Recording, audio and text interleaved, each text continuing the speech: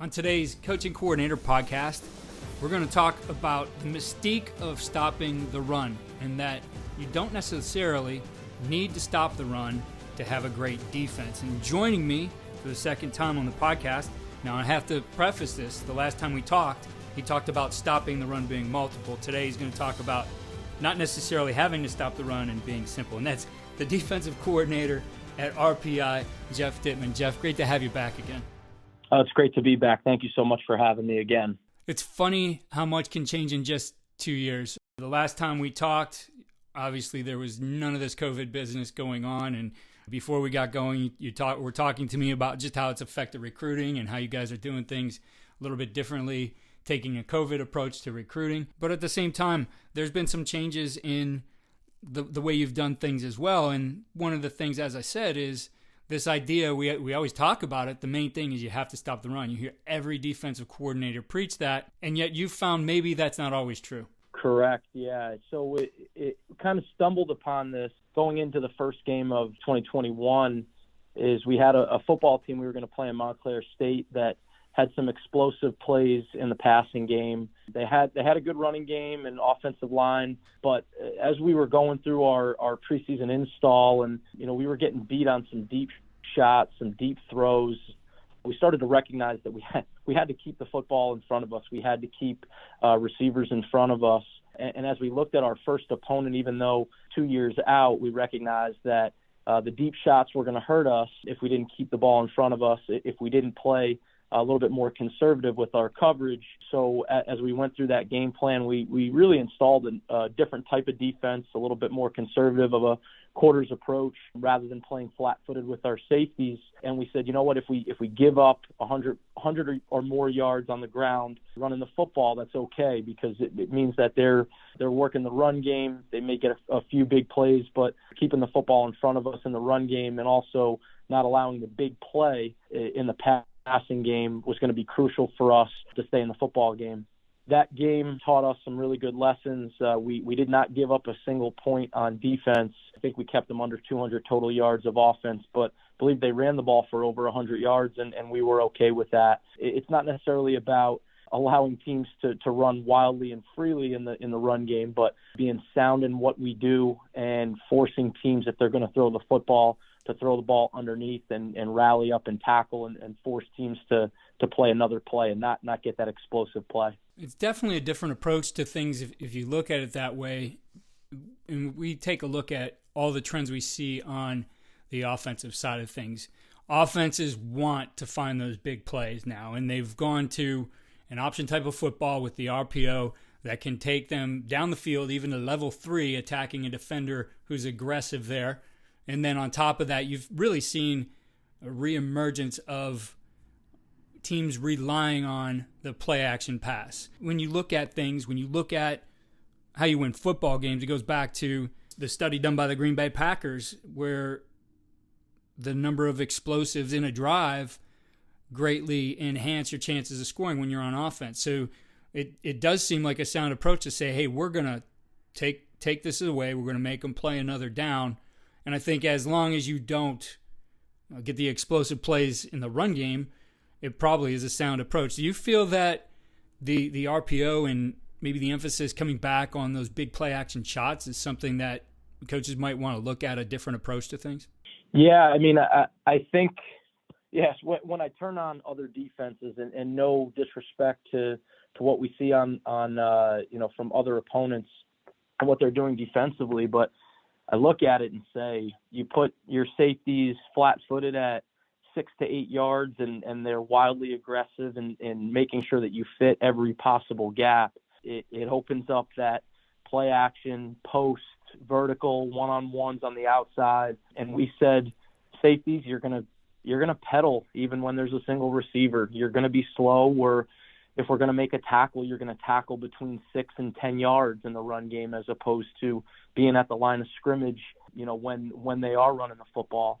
So I really think that by staying patient on the back end, by keeping depth, we'll force an offense to have to find different answers to really engage the second and third level defenders. So And we play as patient as an offense is going to play is our ultimate goal. If you're going to play slow and read, then we're going to play super slow until you make a defined decision, and then we will attack the line of scrimmage, we'll attack the football, but not until you declare we're going to sit tight. Now, I know when we talked the last time, one of the things you were looking at, learning more about, and doing some research on was defending some of those max-protected play-action passes and shots down the field. For you, what kinds of things have you done since we talked last time to help limit the effectiveness of those? Yeah, so I think with the combination of keeping our safeties deeper, whether we're going to be in a 1-high or 2-high structure, either pre or post snap, is keeping depth with the safeties, staying on top as much as we can as corners, and we did dial up some extra people pressure, trying to get 6 and 7 people to pressure, knowing that tight ends and running backs were going to stay in. We had that ready for an opponent. Actually, it wasn't planned to run it against the run game, but it was really effective when we needed it. We were going to try to guess right on when they were going to run max protect play action, but trying to bring as many, if not one more than they have to protect. So we had some scheme. It didn't necessarily time up with the calls, but we ended up scheming into some good run fits as well with that. So again, I think it really comes back to keeping your safeties on top as opposed to not having them bite in play action and owning their responsibility, owning their territory. And when it is play action, turn, run, and get on top of the deep shots.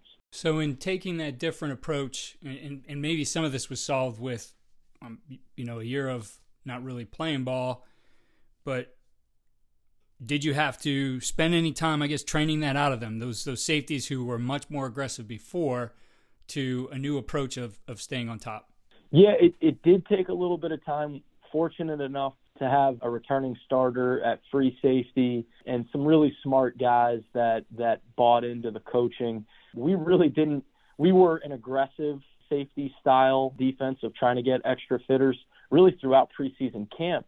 So it wasn't until about a week and a half before we played our first game that I knew it was in my head that I wanted to get to a more conservative coverage approach and slow down our safeties in the run game. So yeah, it did take some time, some route recognition and being able to pass, switch verticals, and again, deep shots down the field. So it did take some time and practice, but they liked the comfort of gaining a little bit more depth and having more vision. And really, again, just understanding that we had some really good players up front from defensive linemen that could change the math, linebackers that were really good at fitting the run, and really explosive and athletic players that once that trust was built that we could handle, a 6-man box versus 7 people or 5-man box, when things were spread out, they recognized that they didn't have to be a part of the run game in order for us to be effective on defense. In looking at this approach, what are some things you feel you need maybe to coach up differently or look at differently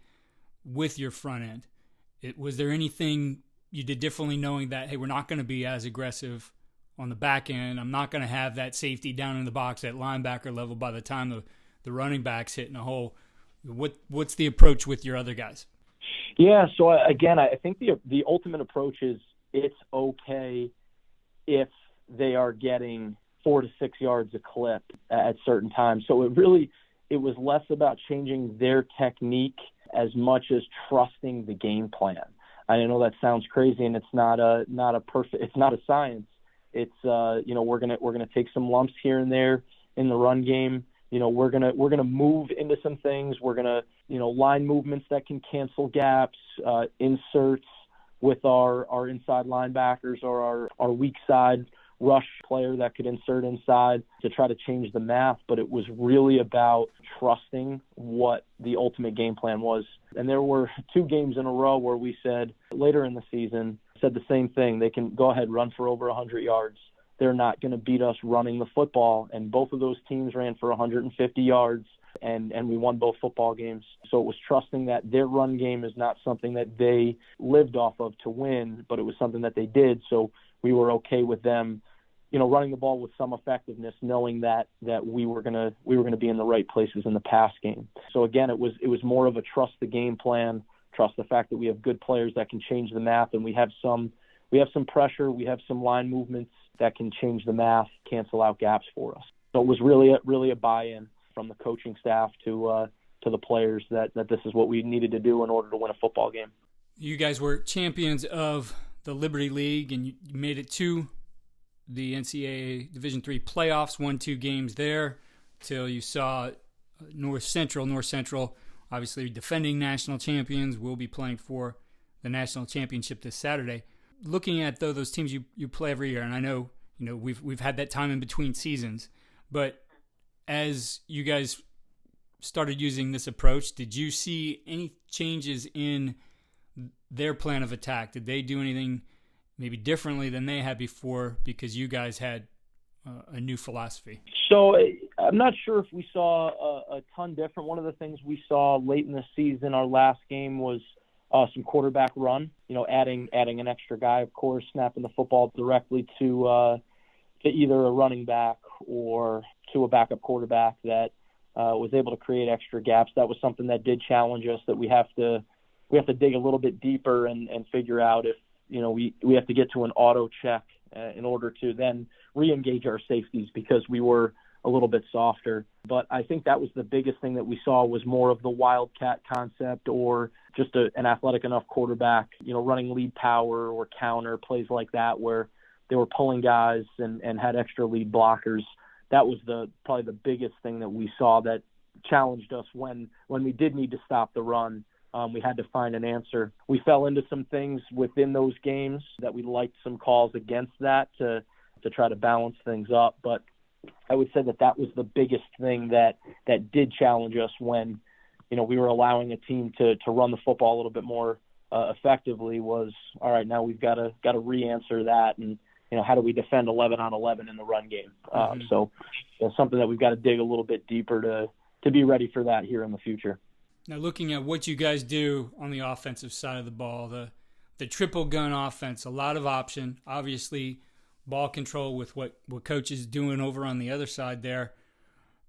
Do you feel this approach was maybe more complementary in that, if a team if you're going to beat an option team, being able to get explosive plays and score quickly, forces them to chew more clock.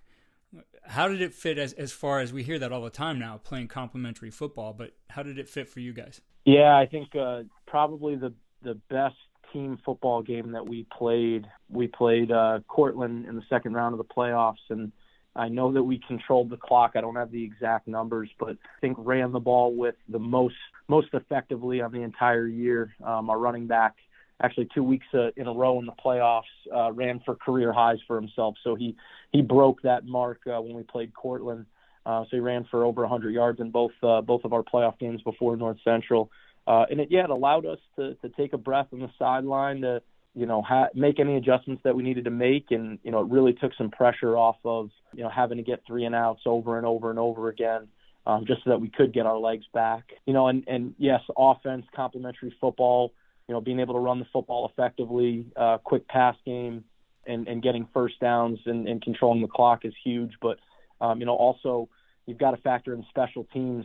We had a first-team all-conference punter. I believe he was all-region first team as a punter, really good at getting the football inside the 20, which is defensive coordinator and the defense's best friend, was controlling that field position as well. So really the complement comes from the offense, running the football effectively and moving the chains. Our punter being able to punt the football down deep in the opponent's territory and really having success with that. So, I think we played just about 60 plays against Cortland State, and at the time they were 11-0 and averaging, I think, over 40 points a game. We held them to 14. So really a lot of that had to do with our offense controlling the football and controlling the tempo of the game. Coach, looking at defending base was something we talked about before you got going. 2 things: that you looked at an approach where you were simple on base but multiple on money downs. And the last time we talked, it was being very multiple and stopping the run. Obviously, stopping run is kind of a base down thing. For you, how did this approach work, and maybe what was different than what you had been doing before? I think I guess I'm still in the younger years of being a coordinator. This was my third season coordinating the defense, I think I've learned a lot that you don't have to throw a bunch of stuff on the wall and see what sticks, especially in base downs, because you can get yourself into trouble getting teams into, second and 1 to 3, or teams that are chunking first downs because you're trying to do too much early down situations. So, trusting our base techniques, trusting our base scheme, trusting our players to play within what they know allowed us to get to third and medium, third and longs. And that's the ultimate goal for every defense is to get the opponent into money downs that are more favorable for the defense. Getting them to third and 4 and beyond really is where you want to be. So trusting that we don't need to out-scheme an opponent to get them to where we need to be. And then, on third downs, that's when you can create variety. You can throw a lot of simulated pressures, play cover 1, play man under 2 deep, having a lot of variety on third down, and them not knowing what we're going to drop out into, or if we're going to bring some serious heat, and being able to change that week to week and coverage disguise like crazy really was very effective for our defense. So get to money down by being simple, as opposed to in a couple of years ago really trying to do too much, I think, on base downs. That could get us in trouble and create more big plays. And you go through the course of our season, and it wasn't until first game of the playoffs where we gave up a 66-yard touchdown because one of our secondary players, he fell down, as opposed to, creating some bad structure within our defense or creating gashes where there didn't need to be, as we were sound and let our kids play fast, physical, and really finish plays every single down.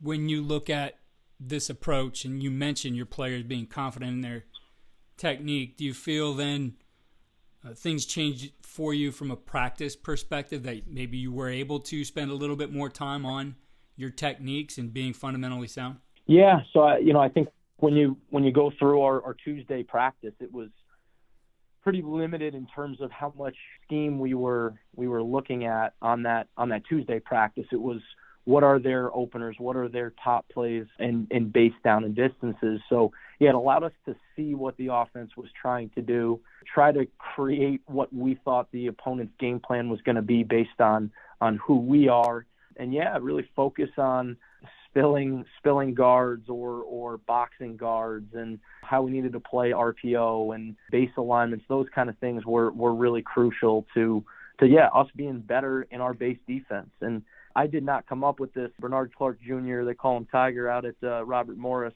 When I heard him when he was at UAlbany, he would always say, your best defense is your base defense, and you've got to make it that way. And I didn't understand it as a young coordinator, because I thought that it was about out-scheming an opponent every single down, and it's not. It's about being great within your base and trusting that. And, yeah, so I think that really did help. It also helps when you've got really, really good football players all over the place that are fast, physical, and they trust in us and we trust in them. But definitely that helped us hone in on our base defense. You mentioned simulated pressures, and definitely is something I know we talked about just about every week that we had DJ Elliott here on the podcast during the season, and it's become a big part of what defenses are doing. You see it at every level. You see some teams, though, do it better than others. For you, what are the keys to being successful with simulated pressure? So to me, the biggest thing was establishing what our pre-snap look was going to be.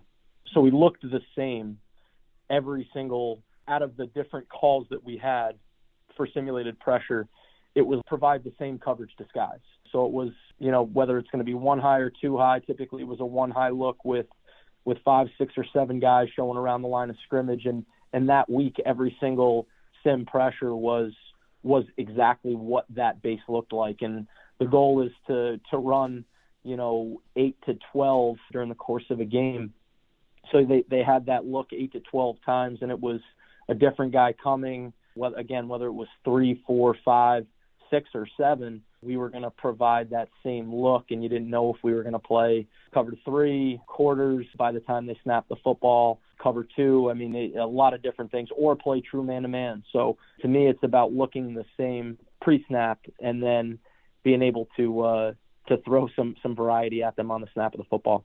When you're looking at your players getting back into the right position, right, when you have them up in that sim, what are some of the things you really focus on when you're planning those? Do the concepts that the offense is running come into play with their pass concepts versus your drops, and what you might use in your coverage, right? Because obviously sometimes a player's got to go farther than if he's setting up in his normal position. So how do you take those things into account to make sure you're in the best position, that you're putting your players in a position to win? We really stumbled into the simulated pressure package as the season went on. So it actually took some time through reps and practice, through seeing different route combinations of exactly what those guys needed to do. They're used to lining up at 5 yards off the ball, and they're in an apex alignment between number 3 and the offensive tackle, or whatever the case might be. Yeah, they're coming from a different spot, so it's really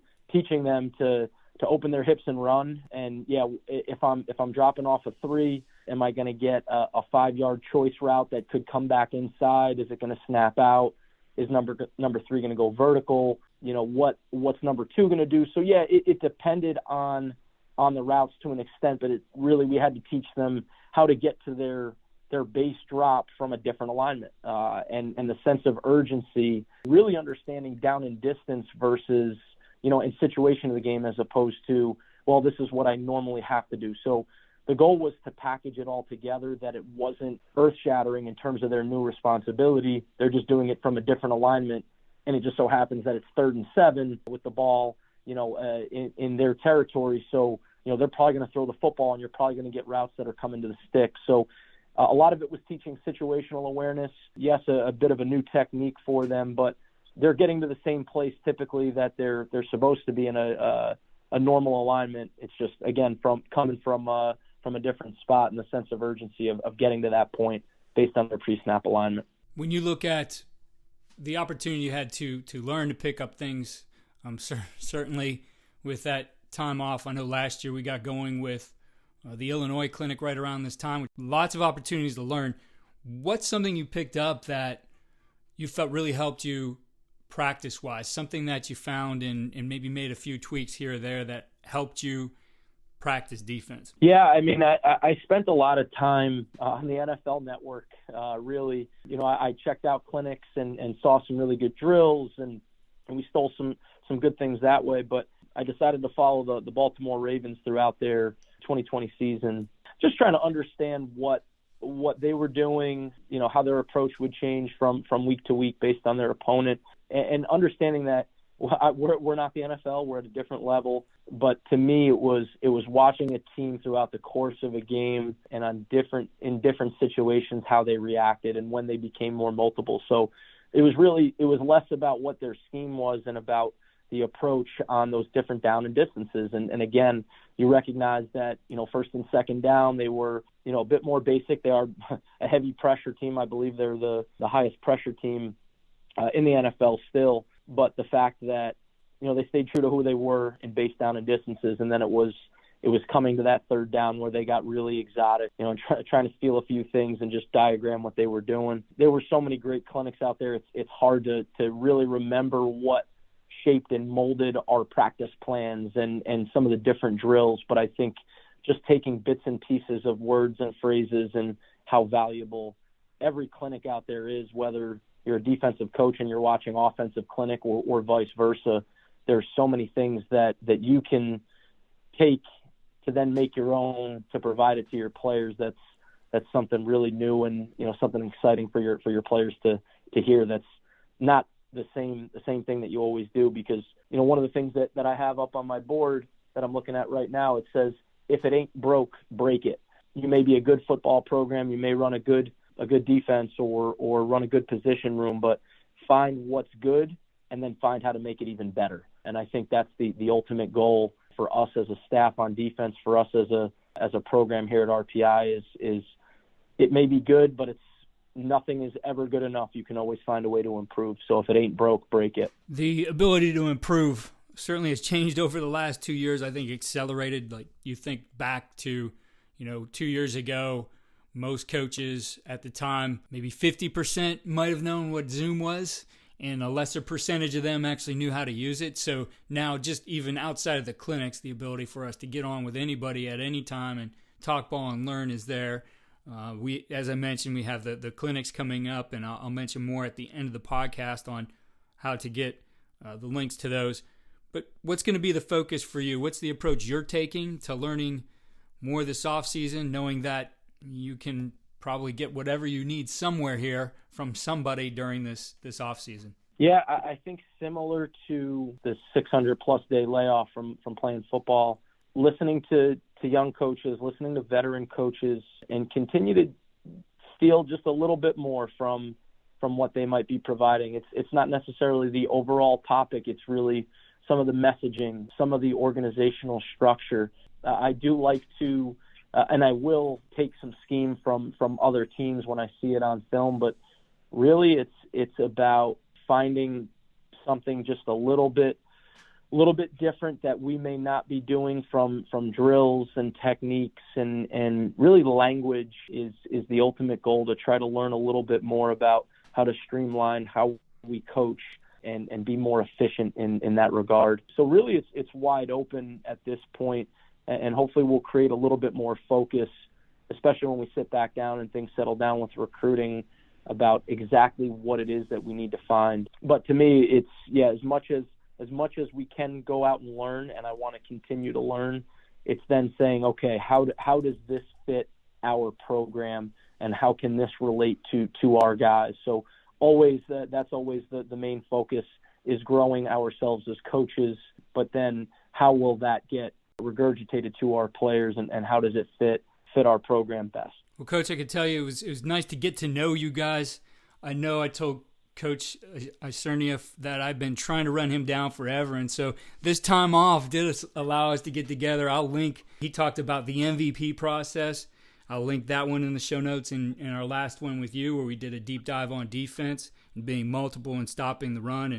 And I appreciate you taking the time with us again and sharing ideas here, and look forward to seeing what you guys do in 2022. Thank you so much. Really appreciate this opportunity, and look forward to continuing this with you in the future. Thanks so much again. Thanks again for listening to the Coaching Coordinator Podcast. I'll put a link in the show notes to our State Association MegaTicket, which allows you access to over 10 clinics, over 400 talks during clinic season. I'll link that and the other resources I mentioned in the show notes. Follow me on Twitter at Coach K. Grabowski, and follow all we're doing at coachingcoordinator.com.